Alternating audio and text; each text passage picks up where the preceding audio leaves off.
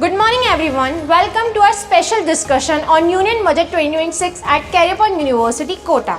I am Arpita Singh and with me is Ashi Hada. Today, we will bring you an insightful discussion where our talented management students will break down the budget sector by sector and explain its economic impact. First, we have Ms. Prachi Kumawat, who will share her perspective on the manufacturing sector, focusing on how investment lead growth and Make in India initiatives are set to boost industrial development and employment.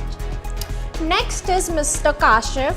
Representing the energy sector, he will explain how the budget supports renewable energies and new initiative to make Indian more energy, stronger and sustainable. Mr. Vibhor is here to give insights on service sector, analyze how tourism, MSMEs and digital services will benefit from policy reforms and government support. And finally, Mr. Deepak, our defense sector expert, will share how the budget promotes defense modernization, self-reliance and technological upgrades to strengthen national securities. With such a diverse panel, let's start our 2026 Union Budget. Today, defense spending focus not only on security but also on self-reliance and acknowledgement advancement. Mr. Deepak, how does the budget promote defense modernization, self-reliance and technological upgrade? This year, the budget was presented under extraordinary circumstances. Firstly, was the unraveling of the global order after the arrival of Mr. Donald Trump as the POTUS. Secondly, was the conduct of Hope Sindoor, in which the Indian Armed Forces was able to disseminate the Pakistan army and the Pakistan people as such. Against this background, the Finance Minister, Mrs. Nirmala Sitharaman, presented a budget in which she allotted 7.85 lakh crores to the defense sector, which was about 15% more than what was allotted last year. So how does this budget help the defense sector? Let's see. Firstly, modernization. Out of this 7.85 lakh crores, the defense minister has allotted about 2.18 crores as capital expenditure. This is much higher than what was allotted last year. With this 2.18 lakh crores, the defense forces will be able to purchase modern equipment and also upgrade its present weapon system. Secondly is the indigenous defense production. The finance minister has also stipulated that out of the 2.18 lakh crores that has been allocated to the defense forces, about 1.39 lakh crores is to be utilized for purchase of equipments from domestic manufacturers. So how does this help? This is going to massively help the defense production companies, whether it be public sector or private sector, in providing equipments to the defense forces.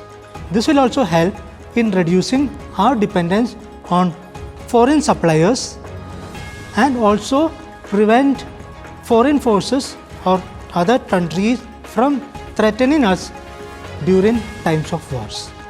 Thirdly is the technological advancement. This huge amount that has been allocated by the defense minister will surely help the defense forces in purchase of high technology equipments. This budget also helps the companies in both public and private sector to adequately utilize this fund for research and development so that these can be later utilized for providing high technology weapon system to the defense forces. Sir, my question is, defence sector को मजबूत करने के लिए DRDO की technology का क्या महत्वपूर्ण है? DRDO has always been the backbone of Indian defense sector. Private sector started coming into defense production just a few years back. That is one of the reasons why the government has provided about 29,100 crores to the DRDO so that they can use it for research and development process, and thereby provide much more better equipment and facilities to the defense forces. Manufacturing helps in economical growth. Let's discuss with Ms. Prachi. The budget has prioritized manufacturing as a growth engine. How will the measure impact industrial development and employment? The budget is focusing on manufacturing sector because it helps the India to grow and creates more jobs. When the government builds roads, railways and industrial areas, it becomes cheaper and easier for companies to produce more goods, and this encourages them to open more factories in India. Schemes like Production Linked Initiative Schemes (PLI), which gives the benefits for company to manufacture more in India. So the companies increase the production through which and hire more workers in the companies, which result to decrease the unemployment in India. As a result, more jobs were created and small businesses will automatically grow with it, and export will increase, or India becomes less dependent on other countries for the import and export. हाँ, तो ऐसे ही government का ज़्यादातर focus manufacturing and startups पे ज़्यादा है. Focus on manufacturing sector will surely help India to achieve its aim of Atmanirbhar 2047. Energy security and sustainability are essential for long-term economic and environmental stability. Mr. Kashyap, the budget emphasizes clear energies and sustainabilities. Can you please share your opinion? The budget allocates rupees 1000 crores on BESS, battery energy storage systems, which are helpful in EV manufacturing, batteries and providing green energy. Now, for achieving this 2017 net zero emission goal, the government introduced CCUS, that is carbon capture, utilization and storage techniques. And at last, I would like to conclude with the government is spending heavily on green and renewable energy by providing and creating corridors for the mining activities in the south states like Karnataka, Tamil Nadu, Kerala and Odisha. हाँ, और इसी तरह central government domestic solar panel से light खरीद भी रही है. And farmers के लिए भी PM कुसुम नाम की योजना चल रही है, जिससे वो इरिगेशन में सोलर एनर्जी यूज़ करके उनको वाटर प्रोवाइड करवा रही है. सो इसके थ्रू अपने फार्मर्स भी ग्रो कर सकेंगे और इंडियन एग्रीकल्चर सेक्टर भी ग्रो करेगा. The service sectors remain the largest contribution in Indian GDP and employment. Mr. Vibhor, how will service like tourism, MSMEs and digital services benefits from the budget? So as we all know, service sector contributes 50% in GDP. Government invests 1 lakh crores in healthcare, 10,000 in MSMEs and 2,400 in tourism. So there is some highlights of the new policies. First is 5 medical hubs tourism. Second is Khelo Mission. Yeah, Khelo Mission. Government also plans to invest quite a lot in Khelo Mission. Correct. Government decide to establish content creator labs in 15,000 schools and 500 colleges. Government decide to develop 15 archaeological sites. And also, they are establishing some Ayurveda colleges, correct? Yes, 3 new Ayurveda colleges, which encourage the Ayush ecosystem. So all this action which is being taken by the government is surely going to have a huge impact on the service sector. हाँ, इन सबसे service sector में काफ़ी ज़्यादा बदलाव आने वाला है. Also, they started a scheme called Biopharma, and with that they plans to produce the core medical ingredients in India itself domestically. So through which there will be an increase in service sector also. So it will enhance the GDP share of service sector. How surely? It will surely, as Vibhor brought out, service sector provides about 50% to the GDP. So more expansion of service sector is surely going to increase the contribution of service sector to GDP.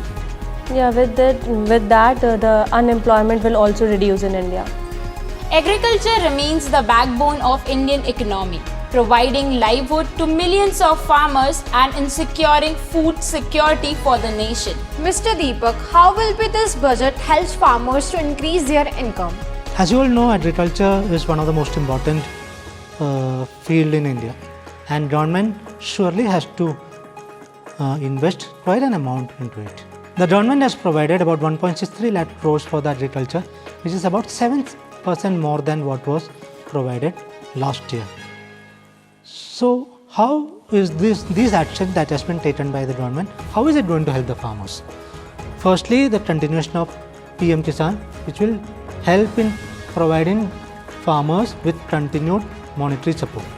Secondly is Bharat Vistar, which has been integrated with ICAR and also AgriStat, which will be providing farmers with AI based support.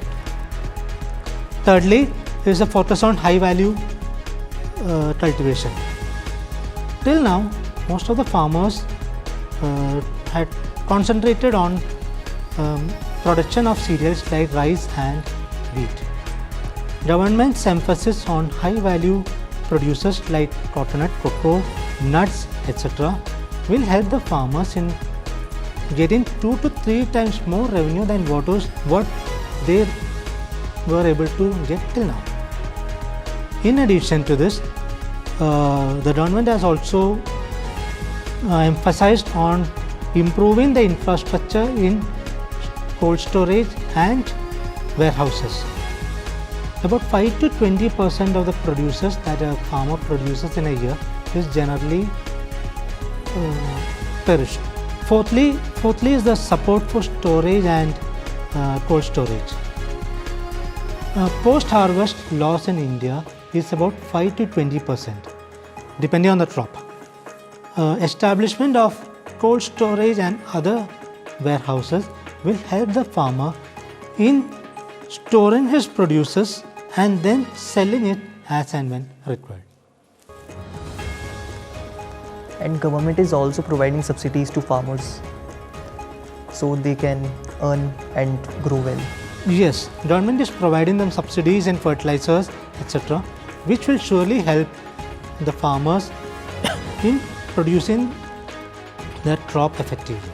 Infrastructure investment act as a strong pillar for urban and rural development. Infrastructure is a priority. How will increased capital expenditure affect urban and rural growth?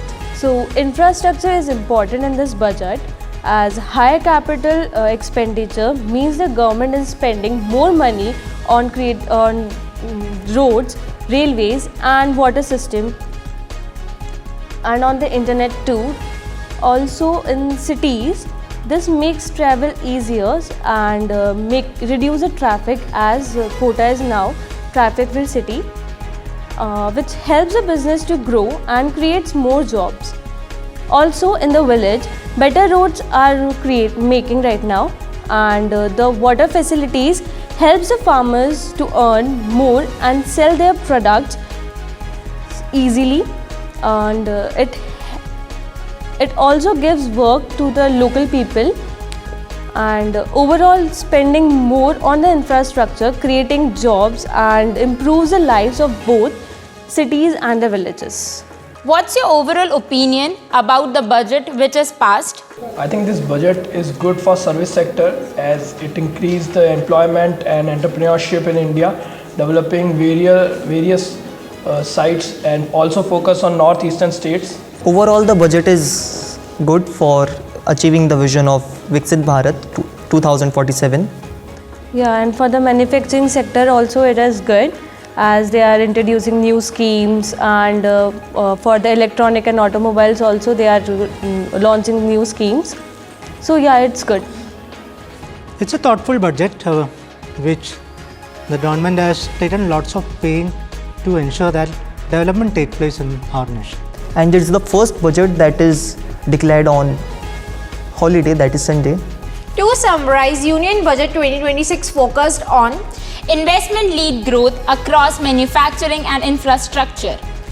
Promoting energy sustainability startup and MSMEs. Strengthening service and modernizing defense. Thank you to our panel members for sharing their opinion on Union Budget 2026 at Career University, Kota. The future is ours. Let's build it together. Goodbye.